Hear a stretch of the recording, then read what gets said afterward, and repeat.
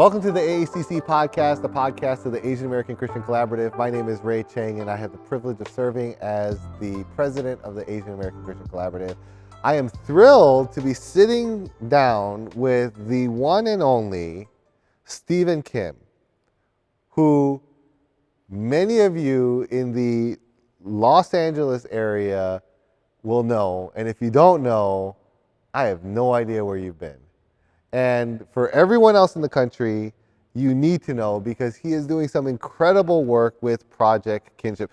Stephen, welcome to the podcast. Thank you. Good to see you. Good to see you too. Tell us a little bit about Project Kinship. Yeah. Well, Project Kinship, I feel like started with a prayer. And this prayer was from the community of folks who've been significantly marginalized and have experienced significant trauma. Folks who have fallen into the school to prison pipeline, generational gangs and violence and incarceration.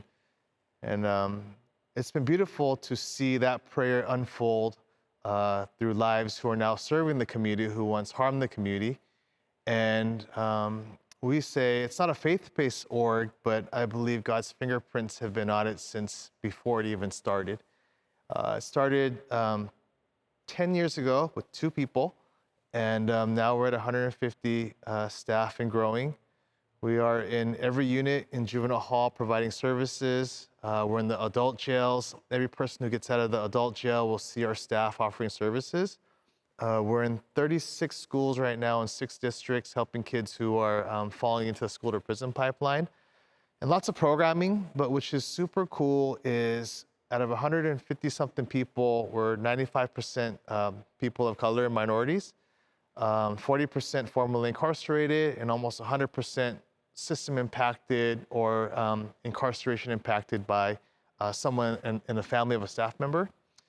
And yeah, we really are there to be a place where folks can be reminded that they're more than the worst mistake of their past. And once that happens, people begin to transform. And so program is secondary to culture and a place where folks can come and be seen and be worked on together in a community of kinship such that God will recognize, such as the great Father Greg Boyle from Homeboy Industry talks about creating a place where God will recognize such kinship. And your Project Kinship is in many ways modeled after Homeboy Industries, from what I understand. Oh yeah, we're part of the Homeboy Global Network, and we have many friends over there who we respect and have really showed us how to love people in a way where they're seen. And really, we've learned so many things like, we throw away the measuring stick, that we just throw that away and people come, we just meet with them and connect with them and watch people transform as they're cherished and loved. And so we've taken that part of it and brought that to home base here. And programming looks a little bit different, but I think that the heart of how we do the work, how we hold people, we're very proud to say that we're following in the footsteps of Homeboy Industries and our friends over there. Now, if people aren't watching this podcast, but they're listening in, they might not know, apart from your last name, that you're a Korean American, you're an Asian American, right? Yeah. And what I love about this is that a lot of times in our imagination we don't see a lot of Asian Americans, and more specifically Asian American Christians, engaged in this type of work. Tell us about your story, how you got into this, and what it was like growing up as a Korean American, Asian American, and what you experienced growing up. Yeah, it's interesting now that I'm much older. I'm beginning to look back and see where God doesn't waste anything. And I share that because for a lot of my life, my childhood was very painful. And I didn't even realize how painful it was until I started learning about what childhood trauma looked like. The memories that I have as a kid was I hated being Asian because on my block, the racism was so high. And I was the only Asian kid on my block. And I was a latchkey kid. And those are the latchkey kids out there. Big shout out to you for making it through. And I remember my parents came here for the American dream, and they didn't quite reach it. It's almost as if their dream stopped the moment that they arrived here. And I have childhood memories of getting beat up often by the neighborhood kids and nobody coming to save me or help me.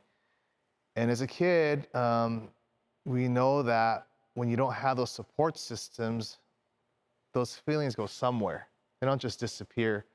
There's a book called The Body Keeps the Score, and I think that's what happened. And so I'll give you examples where, you know, somebody would say, "Let me see your bike." And I'd show them my bike, and I never got my bike back. I'd watch them ride my bike the next day, and people would slap me in the face, or they'll write "Go home, Nip" on our garage, break my dad's car windows. And, you know, as a kid, you just want to fit in. And I remember one time the kids told me to hang out with them, and I was so excited. And I remember going across the street where all the kids hang out, but they weren't there that day outside. They usually are playing, and I used to watch them through my kitchen window. And I remember the kids yelled from inside, "Come inside," and I went and I opened the screen door because the house door was open, and a kid jumped up and threw a mud ball, hit me in the face. Like 30 mud balls hit me, and I was in elementary school at this time. And I remember going home crying, and I was a chubby Korean kid with a bowl haircut and with bright orange shorts. I wasn't like the coolest kid at that time. And I remember my mom coming home and her crying, and I remember her washing me in the bathtub with her tears mixing with the bath water. And there's those type of memories that I hold as a kid. And you know, kids coming up doing the slanted eyes, and you just, as a kid, you don't know how to work with that. But I remember after that, the same kids came and said, "I want to hang out with you." And of course, I'm like, yes, because when you're a kid, you're like, okay, maybe this is the chance.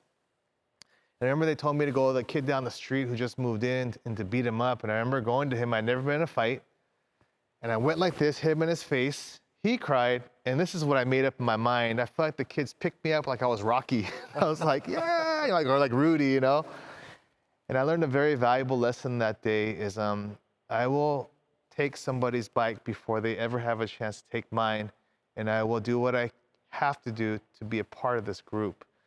And I grew up with many different youth. I was very fortunate to grow up in families and communities where it's majority Hispanic.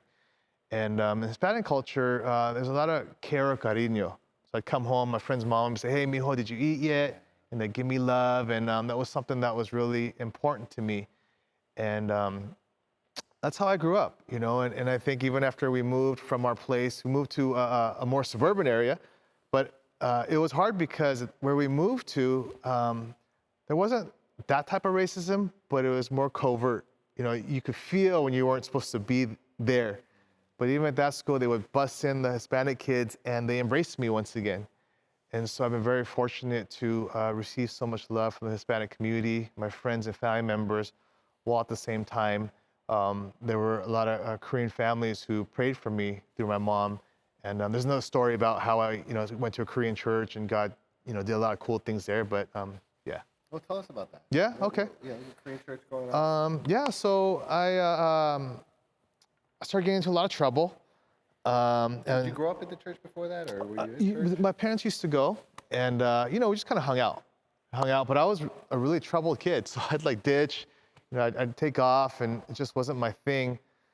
But after I started going in and out of juvenile hall, my mom drove us to this church in Irvine called Bethel. And at that time, Bethel was growing as a big Korean church. And I never really experienced youth group. And I remember going into a youth retreat. And I think all the kids kind of saw me as a church project because I had earrings on. I mean, it's cool to have earrings now, but back then, if you were Korean and younger, you know, earring and tattoos was not the thing to have. The rebel. Yeah, I mean, you just didn't see that, you know. I think I even had a little tail, you know, and like, that wasn't usually happening. And I remember church kids brought me in, and of course, you know, we, you know, did the praise thing and went to church retreat, prayed, and I really enjoyed it. And I started distancing myself from my other friends and really started hanging out with church friends who were predominantly Korean. And it was beautiful. I went to a mission trip, and just a lot of cool stuff happened. And I began to experience God in a different way at that time. And yeah, I spent many years there. And then when they graduated high school, when we all graduated, they were going to colleges. So they were going to like UCI, Berkeley, UCLA, USC, and believe it or not, like I had no idea how to get into those colleges. I graduated high school, and I was like, I want to go too, and they were like, did you take the SAT? I was like, what's that? And they were looking at me like, what? Like, you don't know what the SAT is? And I was joking, kind of like, at that time, I thought I was a Saturday detention. And so SAT was like, so anyways, long story short, I went to junior college, and my goal was to go to UC Irvine. And I eventually got in, and it was like Harvard for me. I mean, you know, UCI was a big deal. And unfortunately, as soon as I got in, I started missing some of my old friends because I felt like I just didn't belong still. And at the same time, I wanted to help some of my old friends because at this time in our age, they began selling drugs, really getting gang involved, going in and out of jail, and I wanted to help them. And so I had a longing for that friendship. So I moved a friend of mine to Irvine at that time to live with me and to help him. And I got him a job where I was working at. And long story short, I tried methamphetamines for the first time. He was already using. And within a year, got kicked out of school, destroyed my life. And I was homeless, not shopping cart homeless, but living from motel to motel on a place called Beach Boulevard in Anaheim. And half insane out of my mind and addicted to drugs. And yeah, started getting incarcerated. And I got in a lot of trouble. So there's more to that, but yeah. No, I mean, so to kind of flesh out your story a little bit more, and thanks for sharing all this. Um, it sounds like, did you have trouble growing up before you went to the Korean church, or were you in? Okay, so what was that like? I felt like I didn't have the words or the skills to articulate how I felt from all the things that happened to me. And it's a very sad thing when people can't put words to how they feel or have the skills or the tools to respond in a way to express the pain and trauma that we've experienced. And so now folks will call it social emotional learning and EQ and all that stuff, but we're not talking about all that stuff the way I grew up, you know, it's just through anger, violence, retaliation, all of that. And I think for me, growing up, I had so much anger, you know, and it caused a lot of trouble for me. And for me, drugs was a way to really mask it temporarily with severe consequences. But for me, it was a lot of that, just wandering, you know, wandering the streets, being out, getting into a lot of trouble. But a lot of it was finding other kids just as angry as myself and us finding ways to try to soothe and comfort each other the best we could without the knowledge or the experience of feeling love in a way that transforms us. You know, when you become the other or when you become the outcasts, we find ways to soothe our pain. And oftentimes love is foreign, and we find other ways to deal with pain that we have, whether it be through drugs, you know, violence, some sex, whatever it is. Yeah, and I mean, you have such a beautiful way of articulating things and the very complicated things and complex things in such simple and uh, humanizing ways. So, I mean, you went to church. You know, you got involved in methamphetamines and drugs. Was the church a part of that experience at all? What happened there? I think when that was happening, I'm not sure the church knew what to do, you know. And in Asian American churches, it's not I won't say it's not that they want to, it's a how to, and then it's also a don't want to get infected by what you have, you know, and it's easier to kind of just not look.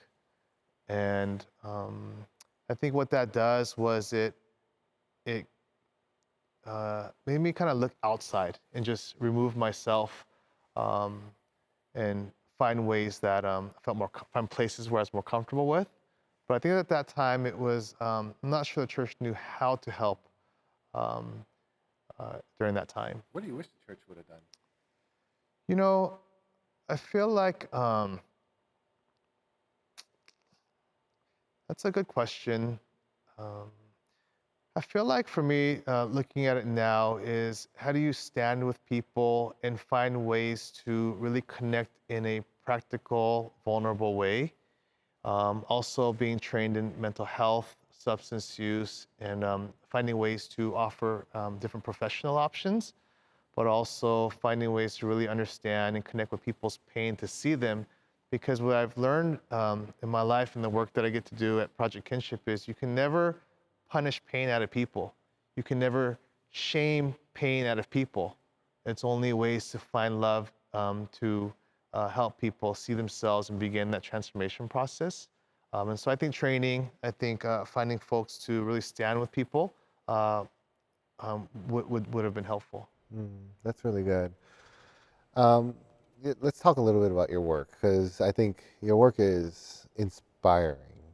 I'm especially inspired by the fact that you're doing it as a Korean American, as an Asian American. Like it's just, I mean, I think I was sharing this before, we started recording, but that there are just a small handful, of Asian American Christians that are engaged in this type of work, especially in the ways that you are. Um, you know, what are some things that you're learning that you wish that Asian American Christians, that churches would understand about those that get sucked into the school to prison pipeline, about those that are incarcerated, about those who end up in juvenile detention, those that um, don't seem to walk the straight and narrow? What are some things that you wish, if the church knew this, if Asian American Christians knew this, like so much would be better?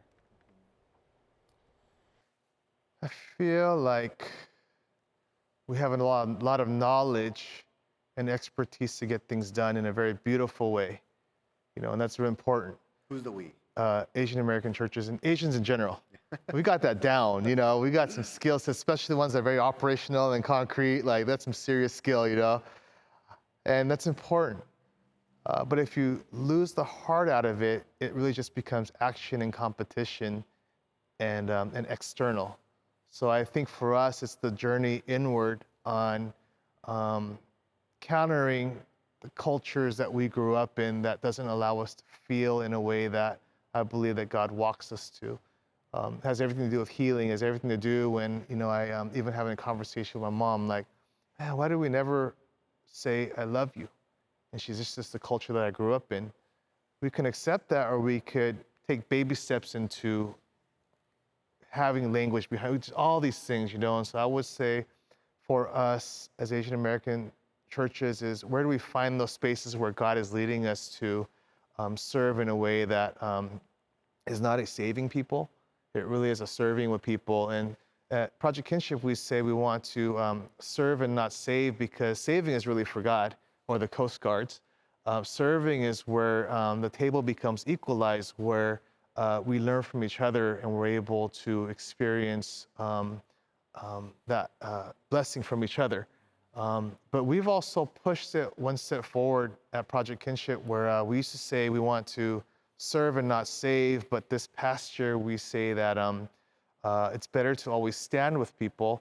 And I learned this at this past year, we had one of our folks who got shot, and as they were dying in the hospital, actually down the street from here, there's a family in the waiting room, police officer comes in, the doctor comes in, but there was these two college-looking students with backpacks on and Kleenex boxes. They were totally standing out.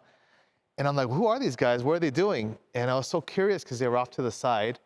And as the police officer and the doctor tells the news to the family, they come rushing out and they're hysterical, crying and weeping and cursing. And these two guys come up and their whole job was to tap them on the shoulder and say, I'm so sorry, can I give you Kleenex? I'm so sorry, can I give you a Kleenex? And I'm like, they must get paid to do this. And then I realized that sometimes all you can do is just stand with people. And the more we're able to find those spaces together, whatever backgrounds you come from, I believe in those places, God works powerfully in our lives, and we all end up to that same place of mutuality. And so I know it's pretty vague, but it's finding those spaces, opportunities that God brings churches to. But we have to have that heart and the lens to see where we're not saving poor communities. How do we serve them? How do we stand with them? And how do we create spaces to bring folks in? And I think churches that do that really will also know what I'm talking about, of being able to have these true, deep connections with community. That's good. I love that story too about, and the imagery about just kind of, just sometimes just being there and being ready for something and to provide a tangible source of comfort. That sounds great. Um, you know, when you think about Asian American Christian communities, you don't often think about a saturation or an abundance or even like an awareness of people that have been formerly incarcerated being a part of the community. Like, there's a lot of myths to dispel. Like, what do churches in general, Christians in general, but more specifically Asian American churches and Christians need to know about the incarcerated and formerly incarcerated populations? Um, it's just something that's been said for a long time on, the model minority myth, and Asians who've been incarcerated and formerly incarcerated. One, I think the church is to say that it does exist, and once we get there, then we can say, what does that look like? Who are the folks, that fit this population, and how do we call them in the church, or even folks who are attending church who may have a family member or who themselves may have been incarcerated, allowing space and an environment and a culture that doesn't bring shame on that. And I think that especially if there's folks like that in the church, it will empower them to maybe even create ministries, right? To bring them in. So I would say that the more churches are aligned with the way God sees people, formerly incarcerated or not, that culture has to exist within a church so that people who have that background can comfortably come without feeling the stigma, and worship and be a part of community just like everyone else in that church. And so I think that's important. Let's unpack that a little, because I mean, I think when you think about the typical Asian American church, I think we have a heart for all, all people, regardless of their background. We believe in grace, and yet it's not always easy to know how to let people in, how to trust people that society had said they had, done some harm. What are some practical kind of words of advice that you would give to church leaders on these topics? I would say I would weave it into messaging and sermons. Where I work, there are so many sermon illustrations that people could weave into when they're teaching. And the other one is force yourself to find in your local community people who are doing the work and build connection.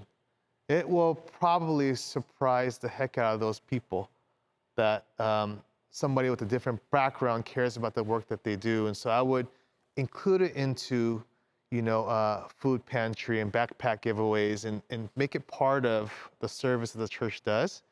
And then I would connect with the leaders who are doing the work. A lot of communities will have leaders who are doing the work who are so busy doing it, just like everybody's busy, but finding ways to connect with them and integrate them into church. Help the church understand better of what that service looks like, and benefit from those stories of what God is doing.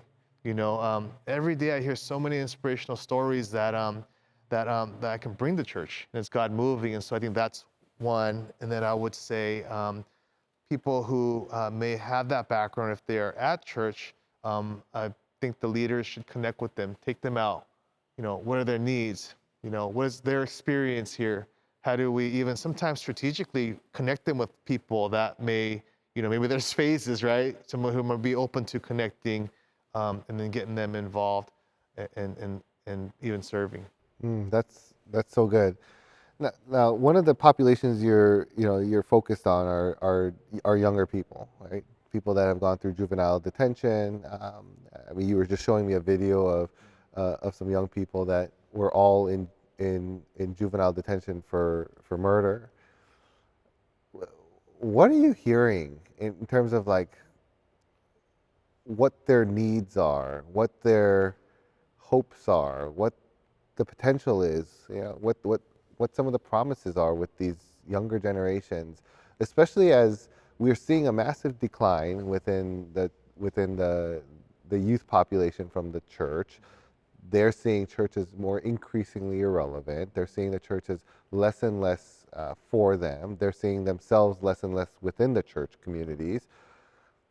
What do churches need to realize about, emerging generations, especially especially segments of the generations that really are uh,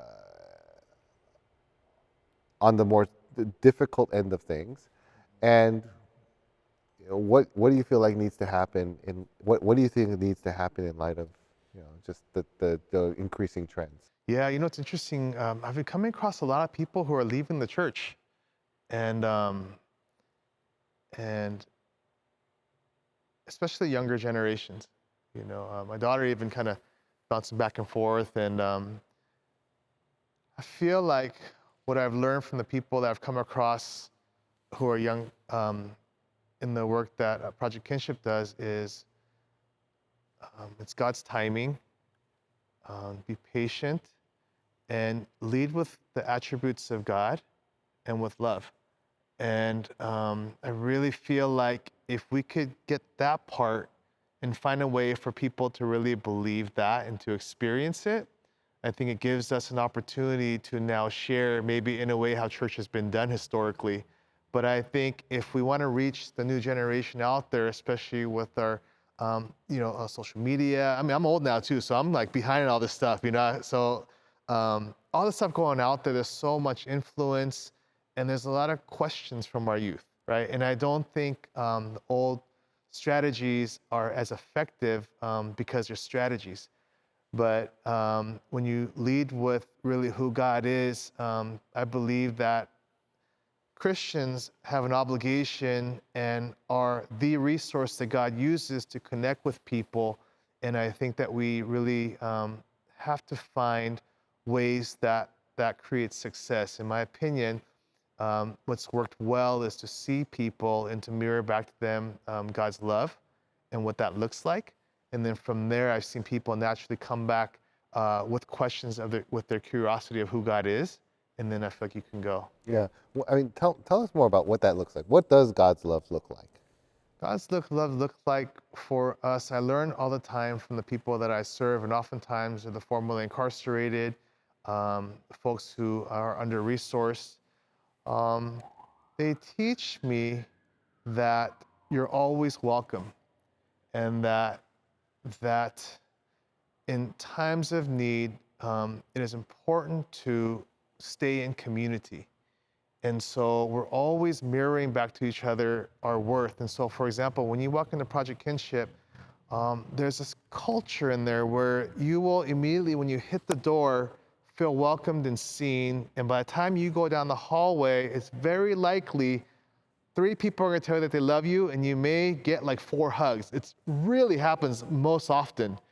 So if I go to Project Kinship tomorrow, I'm gonna get a bunch of hugs and a bunch of I love You you. will get at least 1 I love you, and you'll most likely get like 3 hugs. I love it. 3 hugs, and it seems so simple, but my journey, the more I've accumulated, just in my education, finances, those vulnerable moments become more distant, and they become less tangible for me. And what Project Kinship does is it reminds you from folks who are suffering and who are really experiencing deep pain in that moment that hope is always possible, and through interaction and kinship, that's how we heal. I'll give you a quick story is when we moved to our second building, they asked me to write a quote. And I was on the wall when you walk in. So actually I was like, yeah, my quote's gonna be up there. And but I got nervous because I'm like, if I write something stupid, everyone's gonna know I wrote it. So it's gotta be cool. So I'm like, oh, I got writer's cramp. And so like, I put on some candles, put some soft music on. I'm like trying to write, inspire myself. Like 10 hours later, came up with something like, never give up hope. There's a beacon of light that leads you to a community, blah, blah, blah, blah, blah. You still remember? Something, but so the day before it goes up, the homie Ruben, who actually got a life sentence when he was 16 years old, was in prison with people who are 40 years old at the age of 16 in a prison cell. He got out after doing like 20 years and got tattoos all over his face, but he teaches me about God every single time I'm with him, a big guy, and he was sitting in the lobby and I'm like, check out my quote. I tell him this long drawn out quote and he's like, it's all right. I was like, it's all right. Well, what would you write? And he goes, oh, I don't want my words up there, because he's much more humble than me. He goes, but if I was to say something, he goes, I'd write, welcome to Kinship, where judgment and pain are left at the door. You are home. In 10 seconds. When you walk in there, if you walk in tomorrow, whose quote do you think is going to see up there? It's going to be the great Reuben. You're going to see it right there. And so I asked him, I was like, bro, I spent 10 hours on this. You did 10 seconds. How'd you come up with this? And he said, ever since I got out of prison, when people look at my tattoos on my face, it looks like they bit into a sour lemon. But when I walk through these doors, I feel like I'm not judged and I feel human. I'm no smart theologian, but I think that if we can get folks who are unchurched or who have left the church to feel that when they come in here with the presence of God, I think it's a winning combination. That's so good. What's it going to take to do that? I was hoping you would know. Well, I have my ideas, but you are the expert here. I mean, like, again, I'm like blown away by everything that you're saying, because it oozes wisdom, it oozes insight, it oozes grace, it oozes love, it oozes humility. And I'm just like, oh, Lord, help me be more like Stephen. No, man, no way. We're all in it together, man. And that's the question that we should tackle. I think I'll be, well, I turned 48 on the 12th. Was that yesterday? Yeah, yesterday. And I have 10 strong years, God willing, then 10 after that. And then it's time to put my faith to the test of where I'm going. And I think we do what we can. And I think there's many ways to do this. But for the church, I think it's, and I may be preaching to the choir, right? There's a desire to do this, but now it's creating action on, Asian American churches, they do a great job for what they do. That's super needed. But if God is moving parts of the church to now look at what we're talking about, then I think we need to mobilize, have conversations, build community, create space amongst each other. I came along a lot of smart theologians right now who study the Bible for like 30, 40 years who are burnt out. I'm like, how is this possible? And they're saying, I want what's over here at Project Kinship. So I've been trying to wrestle back and forth for years as Kinship has grown. It's doing amazing things. I'm like, God, do I start a church in there? I don't want to start a church because that's a lot of work, and we used to do that back in the day. We used to rent warehouses and bring kids there. That's not, so we tried to do that, so it wasn't a good fit there. And after thinking about it, it comes back to community. And so one of the things that I feel like I'm still praying on it is, folks, where this work is happening, we keep doing it. God is working there. We minister to people, connect with churches. But sometimes I feel like you have to create new tables. And so one thing for 2025, and maybe you can help me with this, is I feel like God is calling me to really look at something called community seminary. And this would be a place where folks who can't go to seminary could have a space to teach their lived experience with folks who've been theologically trained, to come together to build kinship community, learn about God, and figure out ways to collectively serve marginalized populations, be a bridge from what we're talking about, because there is that gap. And so I believe that, God willing, that community seminary will be part of a support and help to what we're talking about. If you do that, you count me in. Awesome, brother. Okay, so I want to kind of lean into your Asian American identity, right? There's this kind of like fascination that I have with the fact that you are a Korean American, Asian American Christian doing this work. How do you think it shows up? Does it show up at all in the work that you're doing now? Like, what is the significance of you being an Asian American Christian in this work? I think what I've learned and experienced at the Korean church I went to really has shaped the way I see the world, how I serve. In what way? Um, I think it's a way of, well, I was gonna say some things about like, just studying hard and being, I don't be typically be stereotypical Asian, but there are a lot of skills I learned, of how to do those things. But this heart of service is what I really saw in Asian American churches. This way of sacrifice, this way of putting others first, this way of prayer, deep prayer, this way of watching my mom. She's got a lot of challenges to this day. She's in her 70s, but one thing that she does is she prays. And this devotion to God is what I've learned through the Asian American church that I was able to be a part of, right? This idea of serving people, and this sacrificial love of people. I just think that it's now extending that outside to folks who may not look the same, but I think I've learned a lot in that way. That's really powerful. I mean, I'm thinking about my grandmother who, every night I saw her praying for 3, 4, 5, 6 hours in the middle of the night with her little lamp on her knees, hunched forward with her rounded back and her tattered Bible ahead on top of her head, and just knowing that in those 4 or 5 hours there were prayers for me. There were prayers for my sister, and how much those have sustained me throughout time. And it's a different type of texture to the prayer, right? It's not the same type of like, kind of this formal prayer, which I think there's space for, but it was this real deep intercessory type of, lay it all, bear it all to Jesus type of prayer, and, wrestle with Jesus until you get to the end of something. And so I'm hearing that with your mom. I'm hearing that with, so much of what you saw, and, like how that's really a part of like our shared kind of experiences.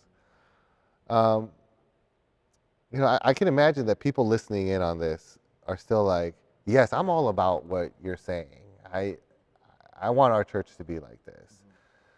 But a lot of times it's going to take a little bit more than just an openness and a willingness. It's going to take an element of doing a cultural audit to see, do people that come from different backgrounds feel welcome in our communities?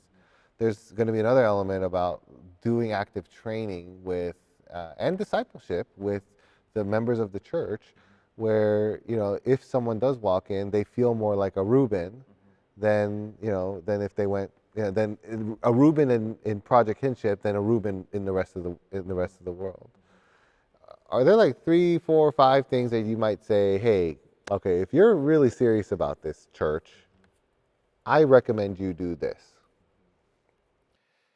I would say one is, I would say in many ways, do what you're doing already, right? If it's working for you, be the best at that, because there's a flock and a community that fits that culture of that church, and very important for people to have communities as such. One is find ways to integrate, spoke before, what's happening out there to that community, which we do a lot.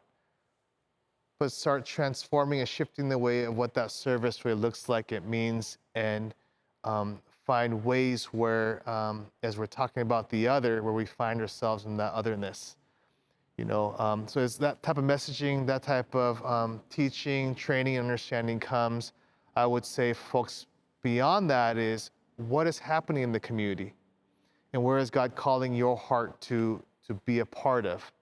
Some people go overseas. That's not really my thing. There's plenty of ministries around us, and so one is what else is happening out there? Because once you have the lens and the heart of how to serve, now you can find the place of where you want to serve. You could be formerly incarcerated, orphans, whatever it is. And I would say as you go, start connecting, start learning, and finding ways as God leads you to integrate it into the community that you're a part of. We need pioneers, we need folks to bring it in and find ways to connect. And then I would say create tables and spaces where folks can convene and break bread of leaders who are already doing the work. Just to even break bread, connect, pray, talk about things. How do we support? How do we cross-train? And from there, I think God will lead into different ways of things go. I think that, I think that's the way to do it. As we round out this conversation, I wonder if you might be able to offer both a word of encouragement and a word of challenge to those who are listening in. A word of encouragement. After being a Christian so long, as I look back at my life, I realized God doesn't waste anything.